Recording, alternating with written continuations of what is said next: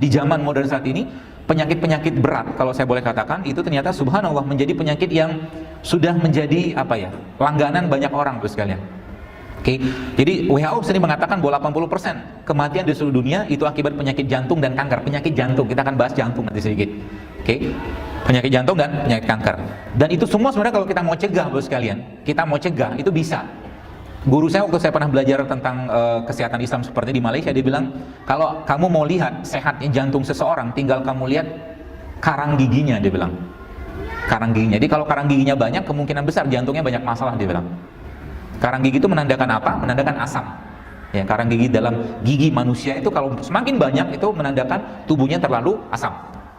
Jadi kalau dibersihin gimana? Dibersihin ya bisa, gitu kan. Cuman kalau nggak ngubah apa yang dimakannya, insya Allah juga akan bermasalah. Tetap akan bermasalah. Jadi bukan cuman masalah secara strukturnya, bro sekalian. Oke, nah kita akan bahas satu demi satu. Mudah-mudahan cukup. Baik, bro sekalian. Kita akan bahas konsep sehat dalam Islam. Karena selama ini banyak orang memahami konsep sehat dalam Islam itu seperti apa. Saya akan jelaskan dengan sebuah hadis yang sangat sederhana, bukan sederhana, yang cukup sering kita dengar.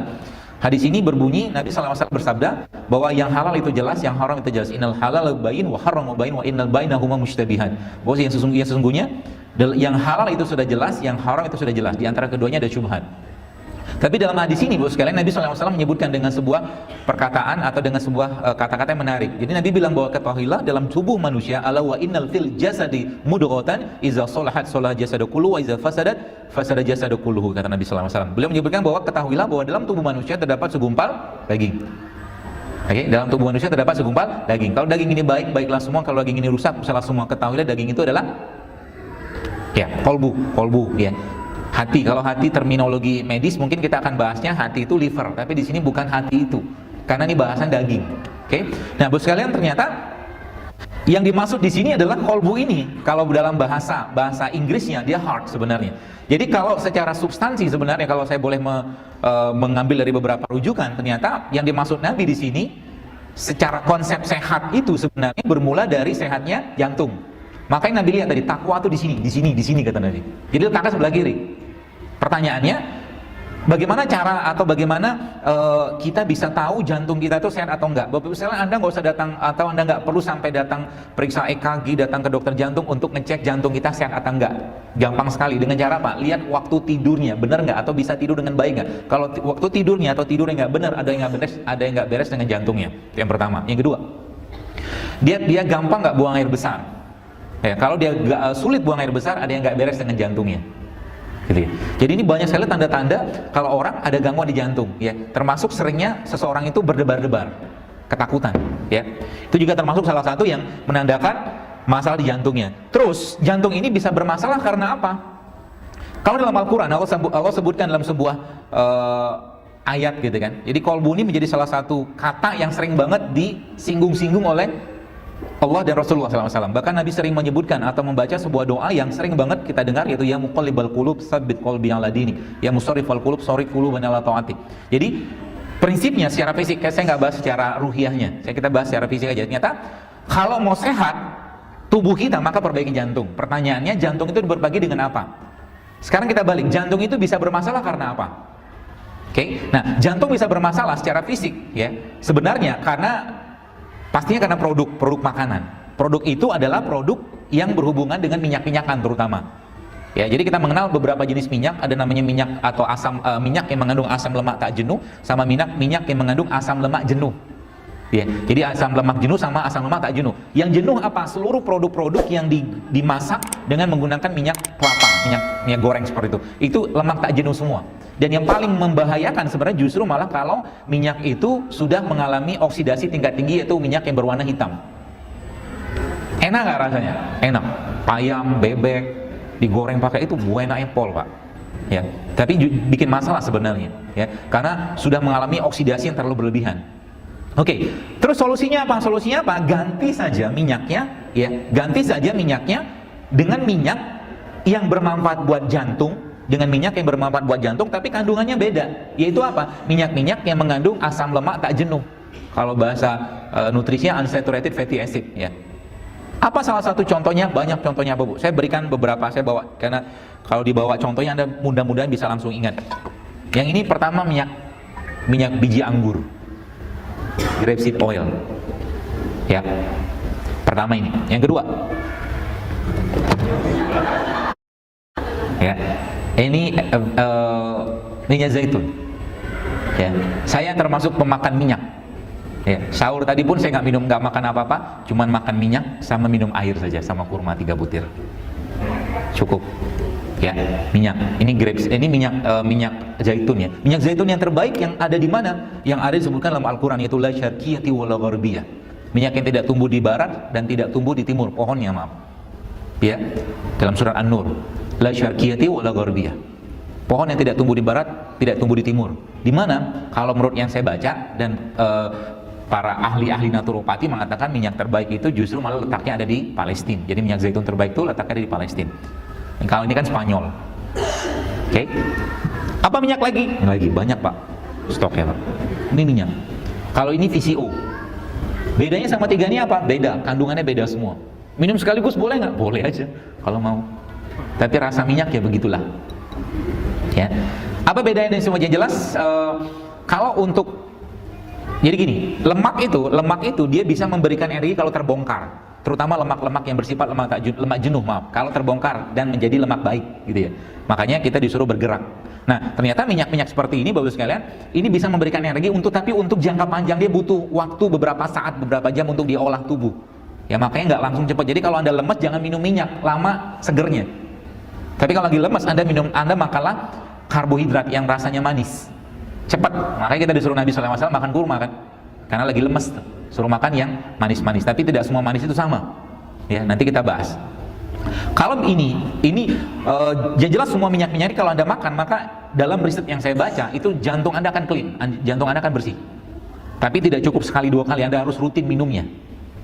Ya, termasuk VCO ini salah satu yang saya senang ya. Sekarang pun saya lagi minum ini, kenapa? Karena VCO ini punya satu bahan atau asam namanya asam laurat. Asam laurat itu cuma ada di air susu ibu. VCO ini punya. Makanya ibu-ibu yang bukan ibu-ibu sih ya. Orang minum VCO ini biasanya BAB-nya bersih. Kayak anak bayi. Jadi kalau Anda mau tahu pencernaan kita sehat atau enggak, lihatlah hasilnya. Ya, tapi jangan dipelototin gitu terus, iya bener ya gitu, enggak gitu. Sekilas saja. Biasanya para pelaku food combining seperti itu, mereka kalau melihat badannya hari ini benar atau enggak, mereka ngelihat BAB-nya, fesesnya maaf. Ya, kalau fesesnya benar, ya benar gitu kan. Feses itu warnanya gimana? Anda googling aja, nggak usah kita bahas sekarang, nanti ilfil. Ya. Gitu ya sekalian, banyak sekali ya. Tapi ini beberapa pilihan yang kalau saya katakan pilihan terbaik. Kalau zaitun ini merupakan salah satu minyak yang Nabi SAW sangat suka menggunakannya, bahkan meminumnya. Bahkan Nabi bagi anak-anak Anda yang ada masalah dengan ketombe, termasuk kutu, maaf gitu ya. Zaitun ini cepat banget ngeluarin kutunya. Zaitun.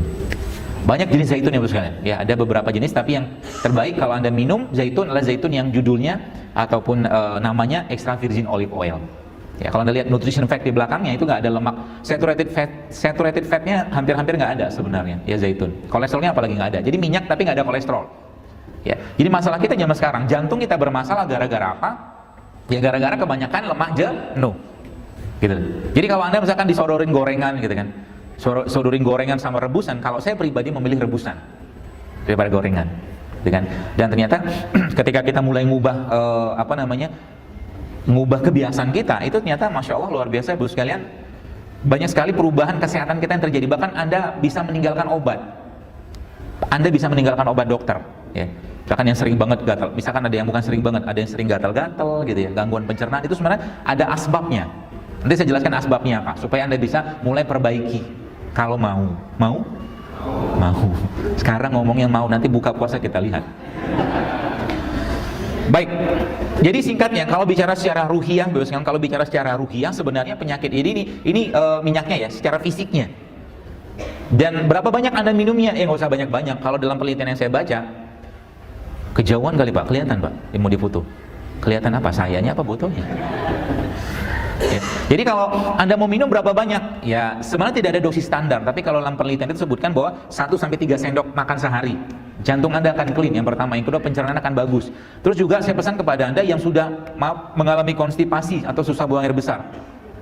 Kalau mungkin sudah makan apel 1 kilo, nanas 1 kilo, pepaya 1 kilo, nggak keluar-keluar juga, Anda makanlah minyak.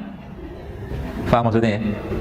Jadi biasanya ada beberapa orang yang mengalami konstipasi atau susah buang air besar, terus kalian itu ternyata ketika sudah nggak mempan lagi sama minyak, sama sayuran atau buah-buahan, dia harus makan minyak. Dan ingat ya, kanker, semua jenis kanker, bosnya, semua jenis kanker kalau saya boleh katakan faktor atau mungkin salah satu tanda keluhan yang paling bisa kita amati adalah orangnya susah BAB. Ya, jadi kalau ada orang susah BAB, maka waspada sekali bos kalian. Karena itu bisa numpuk fermentasi di sana dan bisa mengubah morfologi sel dalam tubuh kita. Ya, seperti itu. Ya, nah, balik tadi ke konsep ruhiyah. Jadi sebenarnya kalau saya boleh katakan, sebenarnya secara ruhiyahnya ketika jantung bagus, emosi bagus, perasaan bagus, hormon pun bagus. Ya, makanya saya katakan penyakit itu sebenarnya tidak akan datang pada orang yang emosinya baik. Penyakit tidak akan datang pada orang yang emosinya baik. Ya, orang yang sering senyum, lihat mukanya udah ketawa, udah senang. Jadi sebenarnya gini, saya sering sampaikan bahwa cerminan perut kita, jantung kita, perut dan jantung kita itu tampak dari muka. Makanya kalau saya lihat wajah orang, saya bisa tahu nih orang sakitnya apa. Minimal saya tahu. Nggak usah nunduk-nunduk gitu, kenapa? Ketahuan Pak Bu. Ya. Bahkan waktu saya ada teman, waktu ada dia pengurus di daerah Batam, saya lihat ini udah bengkok banget, ini pucat. Saya bilang nih kayaknya ginjal ya, saya bilang kayaknya nggak lama nih orang mati. Saya bilang, beneran. Saya nggak tahu mati kapan, tapi kita 1-2 bulan kemudian beliau meninggal. Ya, kelihatan kok dari bibirnya. Nah, jadi kalau bibirnya nggak merah, ya ada something wrong itu dengan jantungnya. Kan? Dan nggak bisa dimerahin juga, mau dikasih cabai, mau kasih lipstick tetap aja nggak pucat gitu ya. Jadi wajah itu cerminan sehatnya dua hal kalau saya boleh katakan. Wajah itu cerminan dari sehatnya dua hal. Yang pertama kolbunya secara ruhiyah. Wajah. Makanya kalau Anda lihat ustadz-ustadz, ya misalkan Anda lihat syekh-syekh yang orang-orang soleh itu lihat wajah itu udah senang banget, lihat wajahnya doang udah senang. Hilang sakit kita. Ya. Perasaan nggak senang kita, perasaan yang gundah gulana, lihat wajah orang baik, orang soleh itu menyenangkan. Ya, makanya saya senang lihat wajah Anda. Kelihatannya soleh-soleh. Insya Allah. Ya kalau belum soleh ya pura-pura soleh dulu lah. Ya, nanti soleh beneran kan. Yang pertama itu ya, jadi secara ruhiyah akan tampak dari mukanya. Yang kedua, secara fisik juga akan tampak. Jadi secara fisik jantungnya seseorang atau isi pencernaan seseorang juga akan tampak dari muka, sekalian. Logikanya sederhana gini, kalau mungkin kita sering lihat ada orang-orang yang kena penyakit liver seperti ikterik seperti itu. Kalau orang kena penyakit liver, maka wajahnya akan kuning, bibir akan kuning, mata akan kuning. Kan gitu. Orang yang kurang darah, bibirnya akan pucat. Ya. Jadi wajah kita ini sebenarnya memang nyata-nyata, memang cerminan dari apa isi badan kita. Jadi kalau saya mau ngelihat orang itu ngerokok atau enggak, gampang banget, lihat aja dari bibirnya, saya ketahuan, ini orang ngerokok deh. Lihat dari bibirnya, lihat dari giginya, udah ketahuan. Ya gitu. Jadi cara memperbaikinya apa? Ya tadi, balik-balik ke bagaimana kita mengubah yang tidak sehat tadi menjadi sehat.